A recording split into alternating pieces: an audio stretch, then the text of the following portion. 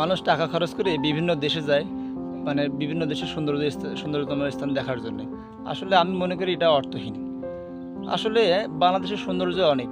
আপনি আপনার বাড়ির আশেপাশেকেই খোঁজেন, অনেক সুন্দর জিনিস আমাদের দেশে বিদ্যমান রয়েছে। দেখেন, আমি সামান্য একটা পুকুর পাড়ে বসে আছি। এই পুকুর পাড়ের সৌন্দর্যটা আপনি দেখতে পাবেন আমার ভিডিওর মাধ্যমে, কতটা সুন্দর। এইরকম পরিবেশে বসে থাকলে মনটা এমনিতেও মানে উর্বর হয়ে যায়, কাজ করার এনার্জি বাড়ে, শরীরের সুস্থতা চলে আসে, মন ভালো থাকে, মন ফুরফুরে থাকে। তা না করে আমরা বাড়ির আশেপাশের সৌন্দর্য ছেড়ে আমরা কেন বিদেশিকে টাকা খরচ করে বাইরের স্থান দেখতে যাব?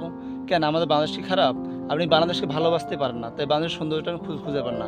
আসলে যেখানে যেখানে ভালোবাসা থাকে না, সেখানে সৌন্দর্য খুঁজে পাওয়া যায় না। আপনি আপনার দেশকে ভালোবাসেন, তা আপনি দেশের সৌন্দর্য অবশ্যই খুঁজে পাবেন। আমাদের দেশের চারদিকে সবুজ সমারোহ বিভিন্ন সময় বিভিন্ন রকমের আকার ধারণ করে। কেন আমার দেশ কি খারাপ?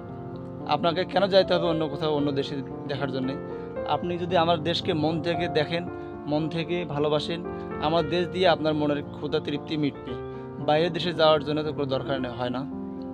বাইরের দেশে গিয়ে অযথা অর্থ অপচয় করা হয়। সেই অর্থগুলো আপনি দেশের মানুষের কাজে লাগান, দেশের মানুষের উন্নয়নের কাজে ব্যবহার করেন, তাহলে দেশও উন্নতির দিকে যাবে, আপনার মনের ক্ষুধাও মিটবে। আমাদের দেশ দিয়ে আপনার মনের ক্ষুধা মেটানো সম্ভব।